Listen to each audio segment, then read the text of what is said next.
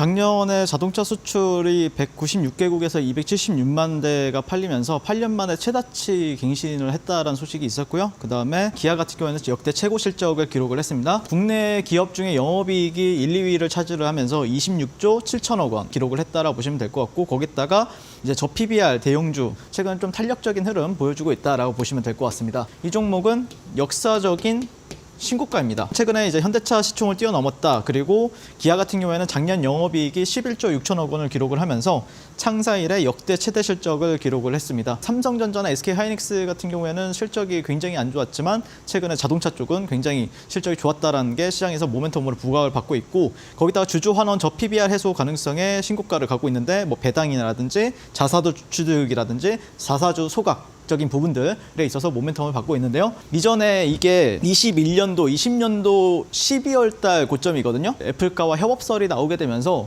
엄청난 랠리를 보여줬는데, 그 이후에 이제 한 3년에서 4년 정도 이렇게 박스권을 만들다가 최근에 다시 한 번 더 재돌파하는 고점을 탈환하는 모습을 보였기 때문에 이때 거래량이 분명히 많이 파졌는데도 불구하고 빠른 시일 내에 그래도 나름대로 뭐 길면 길지만, 또 삼성전자 같은 경우에는 이때 비슷하게 고점이 나왔지만 아직까지 중간 정도까지밖에 못 왔잖아요. 근데 기아차 같은 경우는 이렇게 또 신고가를 갔다라는 거는 우리가 계속해서 주목해봐야 될 종목이다라고 생각을 합니다. 자, 두 번째 종목은 이제 현대차인데요. 최근에 이제 제네시스를 뽑으려고 하면은 굉장히 몇 개월 기다린다라는 소식이 있어요. 그러면서 이제 현대차 같은 경우에도 역대급 기록을 달성을 하고 있고, 현재 미국 전기차 보조금 대상이 반토막이 났는데 현대차가 되레 반사 이익에 대해서 얘기가 나오고 있습니다. 그게 이제 미 정부가 중국산 배터리 부품을 이제 올해부터 완전히 배제를 하게 되면서 혜택 차종이 원래 작년에는 43종이었는데 지금 현재 19종으로 이제 많이 떨어져 있는 상태입니다. 그러다 보니까 오히려 안 받는 것도 낫네, 거기 안에서 이제 또 경쟁을 할 수가 있겠네, 이렇게 얘기가 나오면서 현대차는 애초부터 보조금이 없었던 만큼